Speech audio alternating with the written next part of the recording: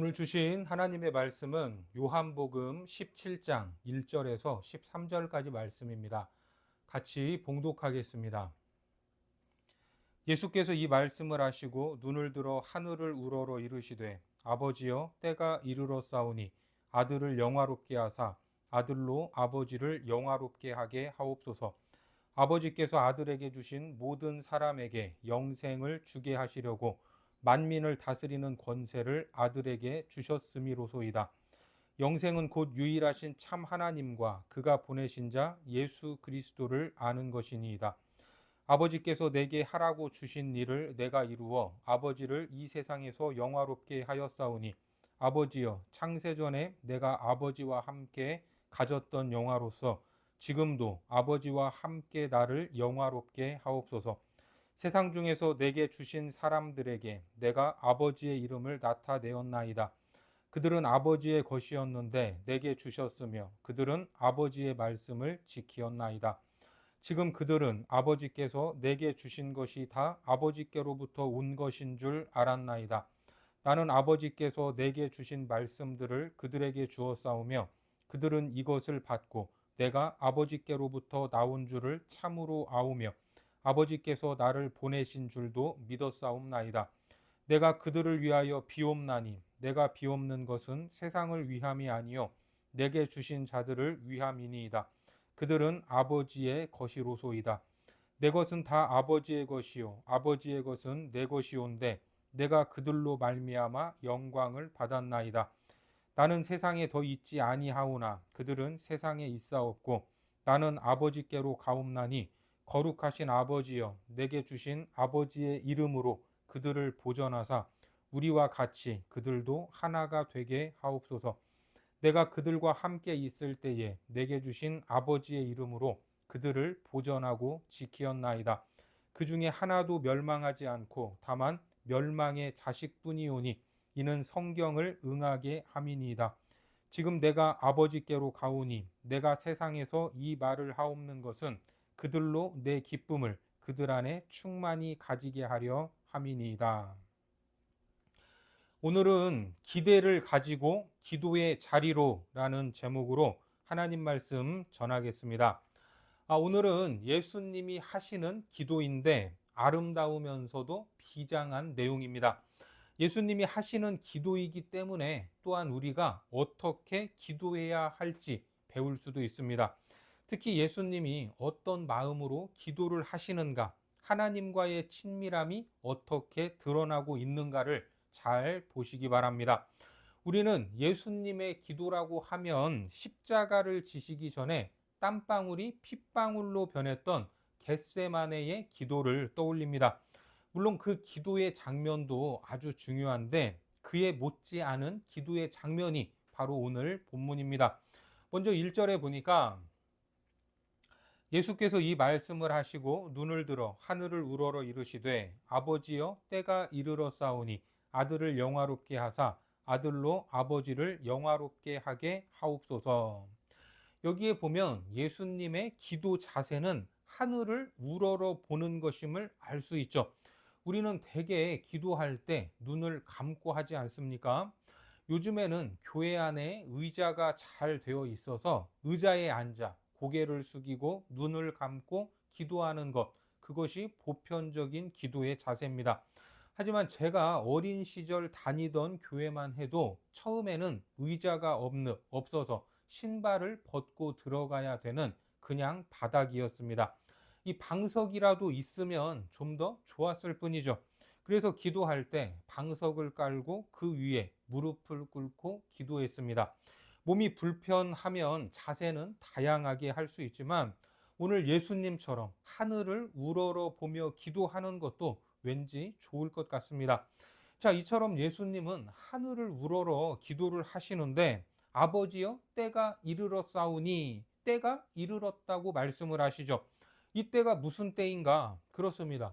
요한복음에서 계속 반복되는 내용으로 바로 아버지께로 돌아갈 때가 되었다라는 겁니다. 이제 지상 사역의 끝을 향하여 가고 있는 것입니다. 그래서 예수님은 아들을 영화롭게 하사 아들로 아버지를 영화롭게 하게 하옵소서. 먼저 아들을 영화롭게 해달라라고 하시죠. 이 이야기를 인간적인 시선으로 본다면 마치 지금까지 내가 이렇게 열심히 살아왔으니까 상을 주십시오. 왕관을 씌워 주십시오라고 들릴 수 있습니다. 하지만 그게 아니죠. 이 말은 끝까지 아버지의 뜻에 순종하게 해달라라는 겁니다. 왜 그렇습니까? 예수 그리스도의 영광은 보내신 분의 뜻을 온전히 이루는 것이기 때문입니다. 그래서 나를 영화롭게 해달라고 하는 것은 지금 시련을 통과해야 하는데 그 과정에서도 변하지 않고 아버지의 뜻을 온전히 수행하게 해달라. 그러니까 아주 비장한 의미를 담고 있는 것으로 고난의 잔을 마지막 한 방울까지 남김없이 마시게 하셔서 그것을 통해 내가 아버지를 영화롭게 하기 원한다. 아버지의 뜻을 이루기 위한 삶을 원한다라는 겁니다.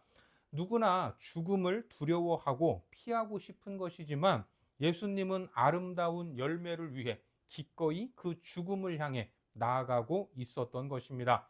그리고 주님은 2절에서 말씀하시죠. 아버지께서 아들에게 주신 모든 사람에게 영생을 주게 하시려고 만민을 다스리는 권세를 아들에게 주셨음이로소이다. 예수님의 삶의 목표가 무엇입니까? 하나님께서 주신 권세로 사람들을 영생으로 이끄는 것입니다. 이것이 당신의 권세요, 만민을 다스리는 권세였습니다. 여기서 다스림에 대한 개념도 재정립해야 하는데 우리는 다스린다라고 하면 내 뜻과 내 마음대로 다른 사람들을 움직이게 하는 것, 이것을 생각할 것입니다. 하지만 예수님의 다스림은 일방적인 것이 아닙니다. 내 뜻을 남에게 강요하고 억지로 살게 하는 것이 아니라 오히려 철저한 섬김을 통해서 그에게 주어진 생명을 온전히 살아갈 수 있도록 도와주는 것. 이것이 바로 주님이 말씀하시는 다스림입니다. 그러니까 예수님의 다스림은 생명을 풍성하게 하는 것이죠. 요한복음 10장 10절에 내가 온 것은 양으로 생명을 얻게 하고 더 풍성히 얻게 하려는 것이라.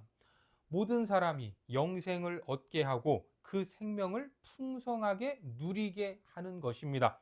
여기에서 말하는 영생도 대개는 영원히 죽지 않고 살아가는 것을 생각하지만 진짜 영생은 무엇입니까? 3절에 보니까 영생은 곧 유일하신 참 하나님과 그가 보내신 자 예수 그리스도를 아는 것이니이다.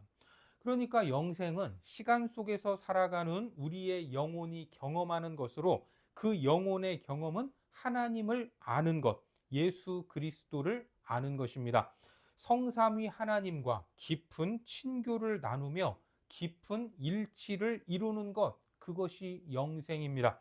그래서 영생을 누리는 사람들은 전능하신 하나님을 알고 구원하신 예수 그리스도를 알기 때문에 오늘을 살아가는 시간 속에서 벌어지는 일들로 인하여 일희일비하지 않습니다. 하나님의 더 큰 계획 속에서 내 삶을 바라보기 때문입니다. 어떻습니까? 이러한 영적인 시각이 열린다면 지금 당장 힘들고 어려운 일이 있더라도 내 생명이 하나님의 생명 속에 있기 때문에 능히 감당할 힘과 용기를 얻을 수 있습니다. 주님은 그것을 위해 기도하는 것입니다. 제자들이 그것을 깨닫기를 원하고 계십니다.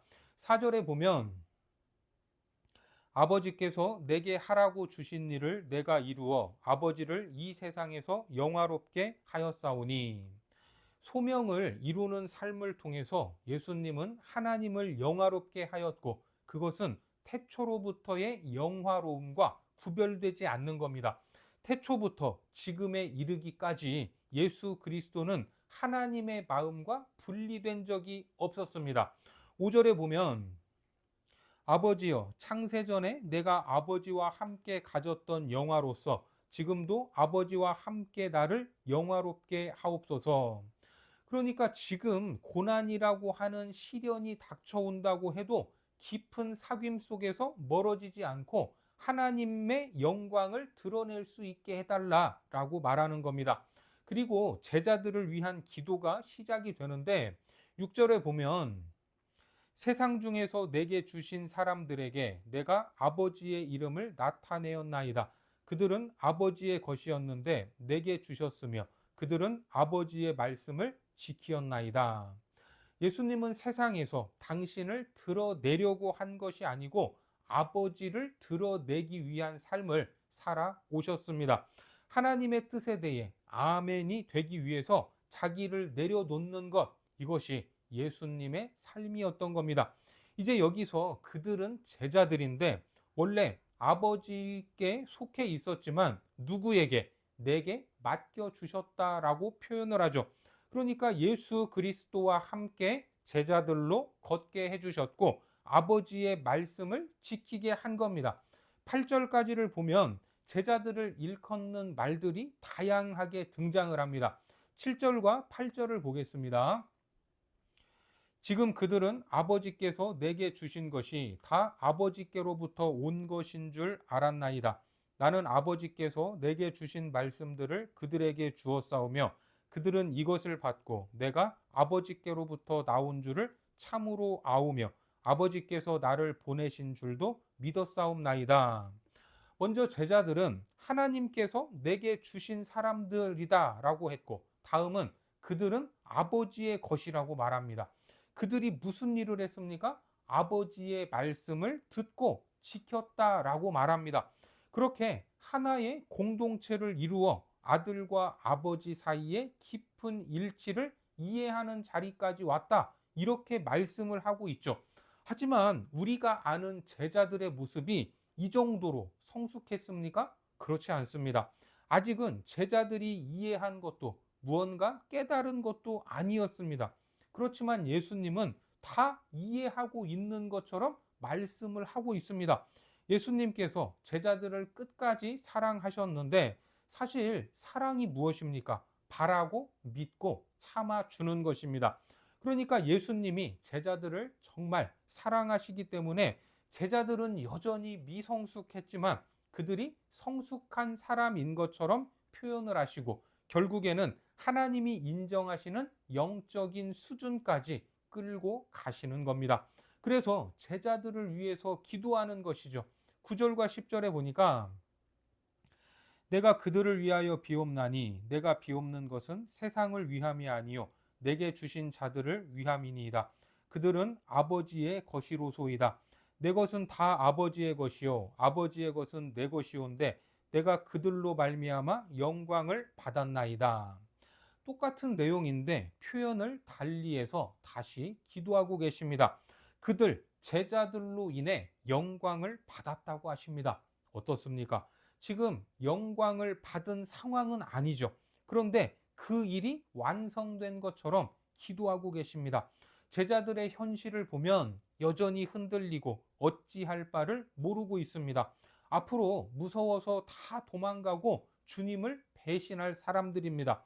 그런데 어떻게 영광을 받으셨다라고 할 수 있습니까?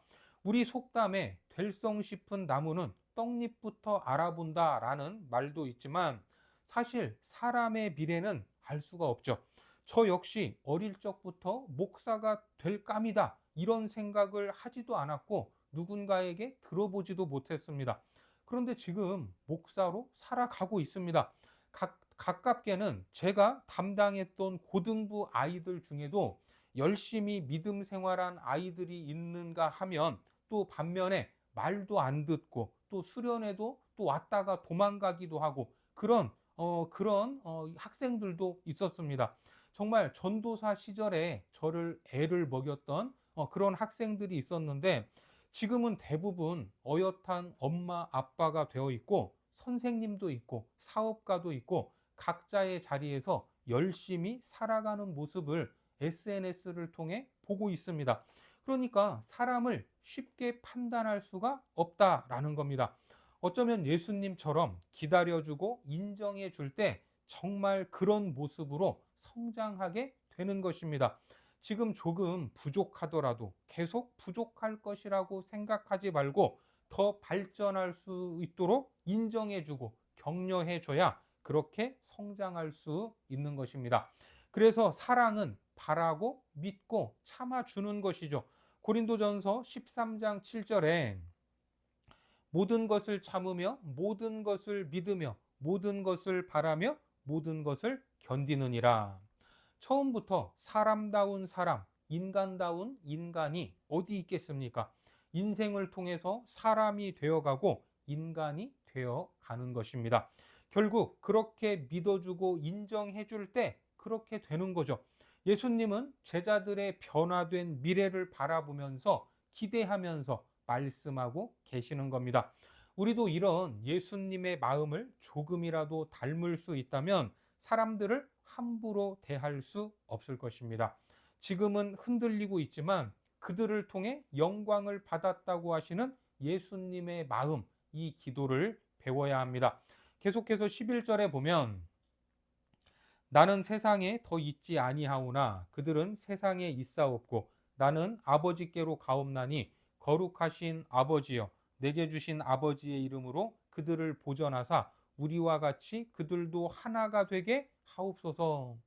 이제 주님은 떠날 날이 다가오니까 남겨진 제자들이 서로 하나가 되어야 한다라는 것을 하나님께 기도하고 있습니다. 성령은 우리를 하나 되게 하셨습니다. 그래서 에베소서 4장 3절에 보면 평안에 매는 줄로 성령이 하나 되게 하신 것을 힘써 지키라. 그러니까 우리는 하나 되려고 노력하는 것이 아니라 이미 하나가 된 공동체입니다. 그래서 사탄이 무슨 짓을 하죠? 그 하나 된 사이에 틈을 만들고 그 틈에 쐐기를 박아서 나누어지게 하는 것입니다. 하나됨의 매개, 이것은 언제나 사랑으로 사랑할 때만 사람은 하나 될 수가 있습니다. 예수님께서 제자들이 하나가 되기를 원하는 이유는 나누어진 상태로는 생명과 평화를 본질로 하는 하나님 나라에 속할 수 없기 때문입니다. 그래서 제자들이 하나님과 예수님이 일치되었던 것처럼 저들도 일치되게 해달라라는 것은 생명과 평화를 본질로 하는 하나님 나라의 표징이 사랑으로 하나 되는 것이기 때문입니다. 그래서 그것을 구하고 계십니다. 12절을 보면 내가 그들과 함께 있을 때에 내게 주신 아버지의 이름으로 그들을 보전하고 지켰나이다. 그 중에 하나도 멸망하지 않고 다만 멸망의 자식뿐이오니 이는 성경을 응하게 함이니이다. 예수님이 힘을 다했던 것은 제자들을 지키고 보존하는 것입니다. 그런데 가룟 유다는 예수님의 그 사랑으로부터 벗어났죠. 자기 욕심, 욕망이 컸기 때문입니다. 그런데 이마저도 유다가 그랬던 것은 성경 말씀을 응하게 하기 위한 것이다 라고 해석을 하십니다. 그 말씀이 어떤 말씀입니까? 시편에 있죠. 시편 41편 9절에 내가 신뢰하여 내 떡을 나눠 먹던 나의 가까운 친구도 나를 대적하여 그의 발꿈치를 들었나이다. 다시 말해 예수 그리스도의 고난은 밑도 끝도 없이 튀어나온 그런 사건이 아니라 하나님의 섭리, 그 구원의 계획 속에서 벌어지는 일이다라고 말씀하는 겁니다. 계속해서 13절에 지금 내가 아버지께로 가오니 내가 세상에서 이 말을 하옵는 것은 그들로 내 기쁨을 그들 안에 충만히 가지게 하려 함이니이다. 그들이 그들 자신 안에서 충분히 만개한 내 기쁨을 누리게 하려는 것, 그것이 바로 주님의 뜻이었습니다. 결국은 예수 그리스도가 아직은 성숙하지 못한 제자들을 통해 영광을 받으셨다고 말씀하기도 하고 그들이 하나가 되게 해달라라고 기도를 하시는데 이런 기도의 열매는 뭐냐? 그들이 무한한 기쁨을 누리는 사람들이 되기를 바라셨던 겁니다. 세상이 주는 것과 같지 아니한 기쁨을 그들이 누리기를 원하셨던 겁니다. 우리가 알아야 할 것은 만약에 기쁨이 외부에서 내 안으로 들어온다면 그 기쁨은 언젠가 고갈될 수밖에 없습니다. 외부에서 들어오지 않으면 끝이지 않습니까? 하지만 예수님이 누리기 원하는 이 기쁨은 외부에서 들어오는 기쁨이 아니라 우리 안에서 샘솟는 기쁨입니다. 내 안에 기쁨이 있을 때 진정한 기쁨의 사람이 될 수 있는 겁니다. 주님이 제자들을 위해 기도하는 것은 바로 하나님의 영원한 생명에 동참하는 사람, 그런 사람들만 누릴 수 있는 기쁨, 그 기쁨 속에 제자들이 머물기를 원하는 겁니다. 그것을 위해 예수님은 기도하고 계십니다. 이것이 그리스도의 값없는 사랑으로 우리의 삶도 주님의 그 사랑에 근거한 삶이 되어야 합니다. 주님은 지금도 우리를 향한 기대를 가지시고 하늘 보좌 우편에서 우리를 위해 이 기도를 드리고 계십니다. 아직은 우리 역시 부족하고 연약한 부분이 많이 있지만, 그럼에도 주님의 이 기도가 우리 삶에 하나둘씩 이루어져 하나님을 영화롭게 하는 삶이요, 주님이 기뻐 받으실 만한 아름다운 삶으로 나아가기를 주님의 이름으로 축원합니다. 기도하겠습니다. 하나님, 예수님의 기도를 통해 기대하는 것을 기도하게 하시니 감사합니다. 연약하고 부족한 제자들을 보시며 인내하시고 소망하시고 기대하시는 주님의 마음을 깨닫게 하셨으니, 지금도 하늘 보좌 우편에서 우리를 위해 기도하시는 주님의 기대가 하나둘씩 우리 삶에 이루어지게 하셔서 하나님을 영화롭게 하는 복된 삶이 되도록 인도하여 주옵소서. 예수님의 이름으로 기도드립니다. 아멘.